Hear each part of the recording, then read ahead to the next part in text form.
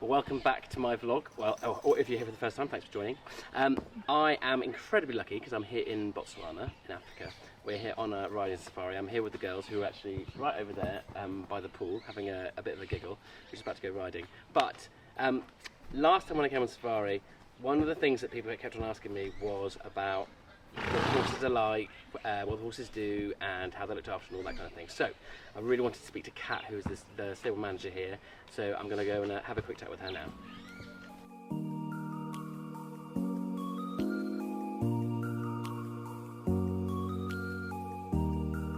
Okay guys, so I'm here with Kat, and Kat is the stable manager, yard manager here at Horizon Horseback. Don't look quite so nervous, you're okay. We're just going to have a nice chat. Yes. I wanted to talk to you because one of the things that struck me the most when I came here last year, I rode a really lovely horse called Stilton, and who I've ridden this week as well, again. And when we first went out on our ride, the first canter we had, we struck off into canter, and he was lovely and light in the contact. He was in a beautiful rhythm. He was really balanced, and he was great all week. He was brilliant with all the game. And I just wanted to talk to you a bit about how that happens, because it doesn't happen by accident, does it? Yeah. So let's start from the types of horses that you choose for this job. Yeah. So I mean, we get our horses normally for Botswana. We actually get them in South Africa, generally. And I think when we're looking for horses, we're looking for type in a way. So you're looking for a horse that's for this kind of job. It's good in its brain. You know, they're level-headed, but you do want something which is still responsive. You know, people want to ride a horse which goes. Is nice in the hand, and sometimes they come from private homes, so they've got started in dressage showing, something like that. Sometimes they come as a young horse straight from their breeder. So potentially unbroken ones as well. Not always unbroken, maybe started, you know, 4-year-olds just kind of starting out, seeing how they're getting going. And so we have a huge range, but you want that good kind of a good mind, very kind of level and not fazed by much. You know, they are riding with dangerous games. You've got elephant, lion. You want them to be willing, honest. They get ridden by a lot of different people, so you can't have a horse which is going to try and take advantage. So I think in terms that's our type that we look for. And then, you know, people are coming from all over the world to ride. So we've got even different riding styles. You've got people who would be, like yourself, more competition background. They're looking for a horse that goes in that way. It's nice to come away and ride a horse that would be similar to, you know, what you would get on at home. So we basically just build on, you know, the horse to make sure, you know, if it already has training, we make sure that that gets maintained. If it's a young horse, start them off easily and get them to that place that they are, you know, they're light, they're independent. That's a really big thing for us. So yeah, I think that's kind of our aim anyway, is to get to that point. So you get them riding really nicely, and that's great. Happy days. But then we introduce game. Yeah. How on earth do you introduce game? Because I know that my horses at home, if I was to take them out to the middle of a field and they saw a herd of zebra, which are pretty harmless, as things go in these parts, they would have a complete, well, not meltdown, but they'd be like, whoa, what is that? And I'm assuming these horses are the same to start with. How do you introduce it? Yeah, so it is a gradual thing. The first thing, obviously, is to make sure that the horse is riding nicely. So if it's a young horse, it needs to be responsive already. They need to be going well. You can't be trying to introduce game with a horse that, for example, doesn't stop or, you know, doesn't have good training. And then it's very much down to the old boys who've been around. They've seen everything. And so it's a proper team effort, basically, isn't it? Yeah. Horses looking after each other. Yeah, they really are. So when we start with a brand new horse, I like to ride them generally myself until they've seen their first elephant to make sure they're not going to do anything completely outrageous, so that I can get a feel for how that horse feels about game.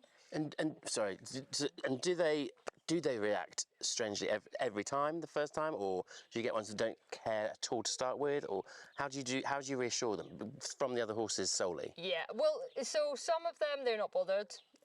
Some of them do get a bit like, wow, what is this?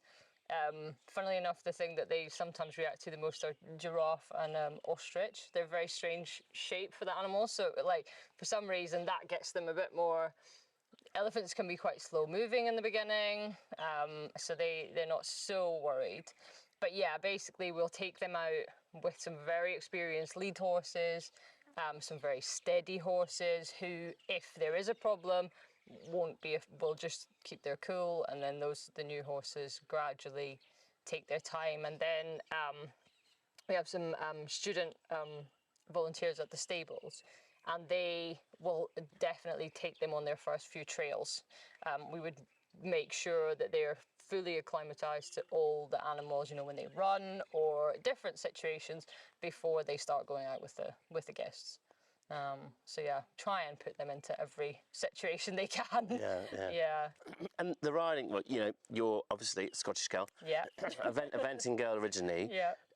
The riding's very different. Well, is it that different? Because I kind of feel that, okay, so we've got a saddle here. Yeah. We'll talk about that in a sec. But for me, I can still ride in the way that I want to ride. Yeah. I ride quite short, and that's not a problem. If you want to ride long, that's not a problem. Yeah. Obviously, you must have people coming here who are from a Western riding background. Yeah. This is a bit different. Yeah. Or would you say it's similar? So we've got a massive range of horses. So there are 68 horses in the barn at the moment. That's quite some pool. Yeah, it is. And they are a huge range. So we've got just a lot of different, they've got a lot of different ways of going. I'm sure with your own horses, they have different gait, they've got different ways. Some of them are very, they lead a lot more towards that very kind of English type of riding. And then some of them. I mean, the horses that I've ridden, both the horses that I've ridden, they've been just what I like, really, and that's where Kat's really good. You're very good at pairing horses with people that you've never met before. Yeah. Because you obviously do your research. So it comes down to in a way, it comes down to kind of knowing them, knowing the horse really well. So between their safaris with the guests, they obviously have to be exercised, they have to be fed. We have to make sure that we check in with them, that they're still going the way that they, should be. If they have got any little problems, we can correct them before they're going back out to guests. So I see them get ridden a lot. I've obviously ridden all of them. And so knowing, for example, that if I see that it's a more Western rider, it would be probably less a horse that I would give to someone like you, and more, this type of horse, someone with a flatter canter, or who likes a looser contact, or, and kind of knowing them and their way of going, their personality, and then doing the giant jigsaw of matching them up with all the guests and making sure that everyone gets the right type and level for them. Yeah, so it's a puzzle, but it's a nice one. And for me, I'm from a more competitive background in the UK, and I like to get on a horse which is responsive, is soft. When you get on it, you feel like it's listening to you. No matter what its style is, it should be listening to you, rather than what you don't want is a kind of train track horse that it starts up when the one in front starts and it doesn't stop until the one you want to have that independence in their mind, that you can feel comfortable that if you want to, in the middle of the canter, put a little bit of space in, or if you want to go a little bit independently without being in the line, then they're willing to do that. And that for me is one of the most important things that we do, because there are elephants, there is a lot of wide open space, you can't really have the horse taking over things. They do need to be always listening and responsive and thinking about what the rider is saying. So yeah, that's generally the aim. So now let's talk about this. Yeah. So this is the saddle that you guys use. Yeah. Is this standard for Africa? So this is a trail saddle. Yeah. So its origins are in the cavalry in South Africa, and it's basically designed. There's not a fixed tree on it. So obviously we've got 68 horses, and they all look massively different. It's super comfy for them. You've got the two panels, and it's really good for their back. Yeah. Well spread. Yeah. We've got a little sheepskin for your bum. to keep the jockey comfortable. That's very important. And so yeah, it's basically designed for long hours in the saddle, comfortable for the horses, for you. But yeah, I mean, as you were saying, you like to ride short. That is definitely an option. You can ride longer. Some of the more traditional Western saddles, you'd have to ride a bit longer. So they're somewhere in the middle of an English and a Western saddle, which is really nice. A nice mix for both types of rider. So you were saying there about being in the saddle for a long time. Yeah. So people at home who maybe are considering coming and doing this, how fit do you think you need to be to do this? That's such a difficult question to answer, isn't it? It's really hard. But how long are you going to be in the saddle? I mean, a standard safari, generally you'd be looking at somewhere between 4.5 and 5 hours in a day, whether that's in one block or whether it's split over a couple of rides. But you do need to be. I think personally, to enjoy it, you need to be riding fit. You need to be riding regularly.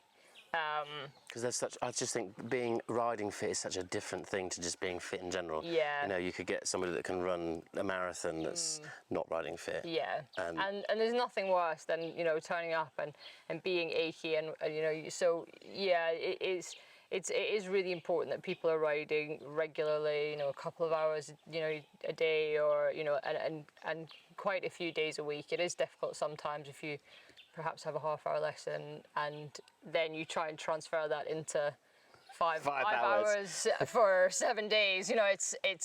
You do definitely need that fitness, and we're very, very lucky here with the area that we ride in. We're not fenced in pretty much, other than for the ground. So there is the opportunity for some very nice long, canters, which again, it does kind of take it out of you. Ideally we would like people to be able to do a comfortable 2-point, get off the horse and be comfortable in those longer canters. So yeah, you do definitely have to be riding regularly. It's hard to put a number on it, isn't it? Yeah, no, but you guys test these riders, don't you? Yes. Whoever comes on the safari, they've got to be prepared that they're going to be tested. Yeah. As to how competent they are. Yeah. Tell us a little bit about how that works. So basically what we do, first off, I get a little bit of riding information about the people that come, and then I match them with what I think is the ideal match. And then I need to make sure that they're safe on that horse, that he is a good match, and also that they're safe with the group that they're with, because they're both quite important things. And so we look at them. The first canter they do as a group, they do it in a single file line, just to make sure that everyone gets a feel for the horse. They can be controlled in a line, no one's going past. And then after that, we basically ask them to ride away from the group in a collected canter to a certain point, turn the horse and sort of take it a little bit around in a triangle almost. And bring it back to the group. And basically what I'm looking for in that moment is that they can steer the horse in a canter. They can take him to a designated spot independently. Yeah. If they find themselves, for whatever reason, out of a line, that they're in control of that horse. And then obviously bringing him back to the group, he must not come galloping back to us. They must be able to stop it, and that way I can see that they're in control. And it's all about the safety of riding amongst the big game. And it's not just because people think, I'll be safe, I'll be fine. Yeah. It's not about that, is it? It's not just about them, it's about everybody else. It is, and in particular the guides. Yeah. So for sure, it's about the safety of the group, it's about the safety of the guide. If there is a person who is, out of control, or if their balance is not good enough to, when the horse moves suddenly, it puts a very different dynamic into a situation with big game, and it gives the guides, an added problem almost that they have to deal with. Whereas when everyone is comfortable and in control of the horse, then they're able to follow the instructions, everyone does what they're meant to, and the guides can focus simply on the animal and making sure that everything is handled the way that it's meant to. And that does make it all sound incredibly serious, which obviously it's important that we take this seriously, but it's also all about having a great time and enjoying it and having fun. Yeah, and that's the thing, is that why we assess them as part of the group, because you don't want to be, we want everyone to be safe. You don't want to have to worry that and somehow change the dynamic and not make it, you know, a great holiday because you're worried about someone's safety. So, you know, when everyone is safe, then it's an amazing experience. The animals are, I mean, there's so many, and you can get some incredible sightings. It is a tough one. You kind of, you know, you do want people to be safe. You want to make it, you know, people aware of how serious it is. But you're right. You want, at the end of the day, you want it to just be an amazing holiday for everyone in that group.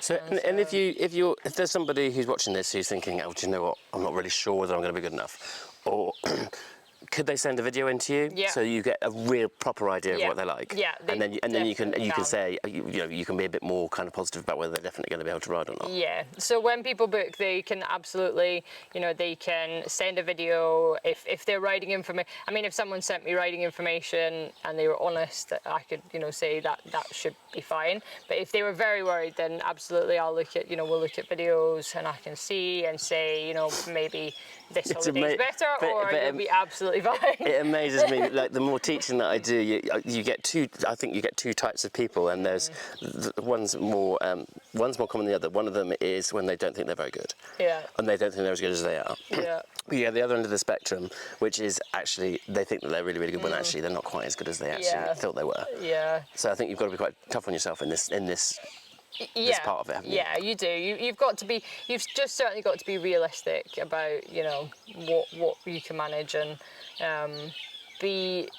for us, it's the best thing is for people to be really, really honest, because we do have a range of horses, and it does mean that, you know, you're going to get a correct match, and then that way you get the best opportunity. They're all quality horses, aren't they? Yeah, no, they are. They're an incredible bunch of horses.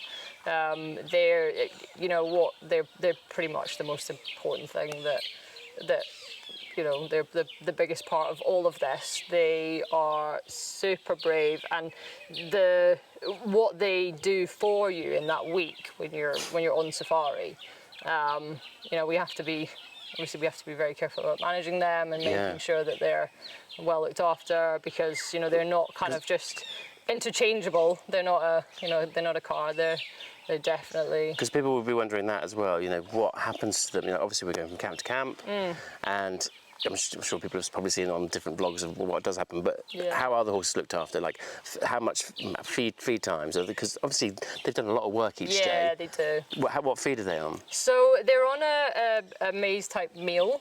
We don't do, you know, they've got it soaked just so that they can, you know, eat it easily. It's not cubed or anything too heavy on their stomachs. When they're on safaris like this, they get an extra feed in the day. So normally when they're back at the stables, they'll get a breakfast and an afternoon feed. On safari, they get an extra feed just to make sure that their energy levels are kept up. And we are very careful about, you know, their workload. And again, it's a managing thing. Some of them thrive on work, you know, some of them real workmen. They get very bored and they want to be out doing it. Some of them, you know, are happy doing a little bit less. They're a bit more laid back, and so we are quite strict about how many days of safari they'll do in a month. They won't just go and go. Well, you treat them all as real individuals, don't you? Yeah. Like we've had it this week where we've had a couple of the horses that have been swapped just because you've felt they're not quite in the right place, whether it's mentally or you know, or fitness wise, which is great. So you can read each horse. No, for sure, and it's about knowing. Like, I'm sure you know, the second, you know, one of your horses is, I'm sure most people would be the same. If you can tell that they're not quite themselves, and it's part of horses, isn't it? They're live animals, so, you know, you don't want to force them. They need to be happy at their work, and if they're not feeling their best, then you definitely will be able to get something that someone's going to enjoy more. And, you know, so yeah, it's about knowing them and their personality and seeing, like, are they off, are they, you know, are they right, and managing all of that type of thing for them. So yeah, no, they're very, very carefully monitored. I see they're getting ready. Because it's not just about us having a nice time. We want them to have a nice time too. Absolutely, and it's lovely. It's lovely when you sit on a horse. I think people worry, you know, that it's with trail rides and things like that they're going to get a horse that's going to be a bit switched off, and so that's, you know, definitely not the case here. No, I hope not. in a really nice way. In a really nice way. No, and it's lovely to get on a horse that's keen. You know, they want to. When I say canter, they want to go, and they're and they're ready to go out, and they'll go for you. They do the job. So I think that's really important, is that they don't get switched off. And, yeah, definitely. Yeah. Talking of which, we've got an evening ride to go and do. Yes, I see they're getting ready now. So I better go get changed and we'll go riding. All right. Thank you very much for talking to us. Pleasure. Thank you. Welcome back to my vlog. Yay! Yay! Simon's vlog. So this is Simon's vlog, and basically all this is about is you really wanted to know what life on the terrain is like, what Footloose event is like, what Elfin event is like, what MD event is like. Are they all as nice as they seem? You're just about to find out. So we've just seen our first load of elephant. Can we get a little bit closer?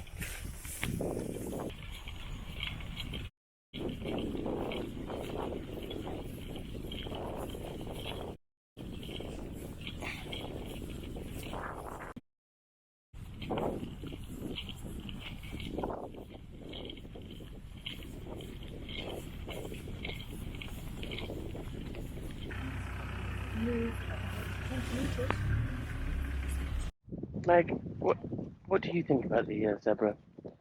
About what? About the zebra? I think they're stripy. I think they're black. I think they're white. I think they're not, but they're not. Yeah. All these things racing through my head. Do you think you'd ever buy one? Try and invent it? Yes.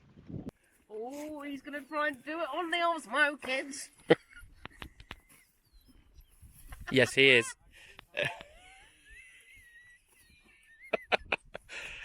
I'm excited to watch this vlog purely for that one shot. I'm excited to see him edit it. So am I. He doesn't do his own editing, don't be ridiculous. I'm excited to see him export it off his SD card and he doesn't know what an SD card is. A micro SD card, where you thought we were talking. Alright, you lot, alright. You may laugh, you may laugh. Oh, sorry. It's been used as a rubbing post. It's terribly sorry. Go that way.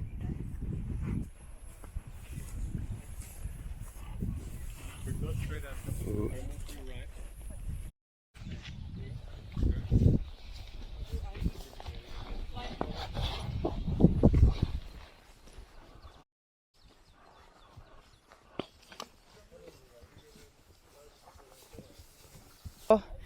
About this. This is Dakar, everyone. I rode Dakar in our last little trip. Oh, hello. God, it's gone very strange, isn't it? Yeah. You did ride Dakar. Hi, guys. Yeah, I rode Dakar in South Africa last time, but he's made the change. It's because he's graduated to a Botswana horse, because you've got to be some special breed to be out here, haven't you? He's doing a great job for you, isn't he? Yeah, he's brilliant. It's the sun. And it's setting. Yay! And the moon. We've just seen some cheetahs, and it's been really cool. Hasn't it, Megan?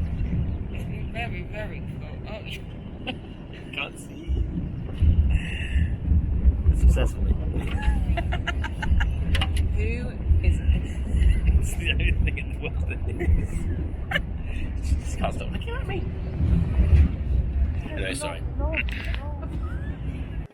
So I'm here with the most famous influencers and YouTube vloggers that I know, and I'm vlogging in front of them. It's not awkward at all. Hi guys. Simon! This is not awkward. We've done a lot worse in front of us. Oh. That is so true. So guys, what are we thinking? We're having a good time? We're thinking this is very special. It is very special. Very good day, long day. We've had so many things ticked off. You've had your dream of life. Yeah. Nailed that. And she wasn't scared at all. Within the first hour, we had our first real charge by elephants. We all survived. That was quite scary. It was quite scary. Fun as well. Adrenaline. It is, yeah. Yeah. We all love cross country, so we all love a bit of that adrenaline. I had no part in making it stop. No responsibility whatsoever. Well, you thought it was smart. How does it feel, Maggie, to be going past the location of your proposal yesterday? Out there? Right up on that rock there? Right outside that big old bow tree. The Bawa Bawa tree. Something like that. How are you feeling? You excited? Very excited. A little bit stressed because planning a wedding does not sound like my thing. Yeah. Michael, do you know what? That's a really good idea. I'm so good at being organised. Do you know how quickly I get to security at an airport and and have my parking booked an hour before I arrive? Yeah. You were fantastic with not booking the flight and then texting me the day before saying, "What day can we go again?" Do this, I mean. And she's not being mean. It's all true. Yeah, before you come for me. I know we all love Simon, flavour of the month. But he is a pain in the ass.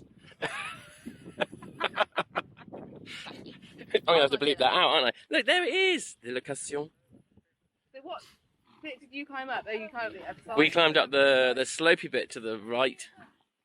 This is where we were driving along. Rupert Baber, who owns the whole gaff. Whoops! He's in charge. Good morning. Morning. Up a little. And then we've got Emily Dunstan. Dunstan? Sorry. Dobson. Dobson. Sorry, I'm just so behind. I'm just so behind the times. I actually quite like it for people to call me.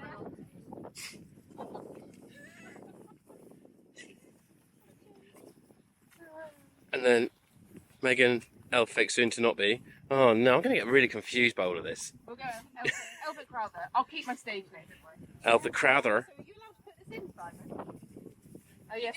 Mate, it'll take me months to get this out. Oh, okay. Swear to God, if you announce my engagement, I am. Do you know what? Last night I got a little bit of signal up there, and I was like, and I put a little picture of myself, like, oh, it's a really special night, special evenings in Botswana, and I was like, I could put something out and totally ruin everything very well.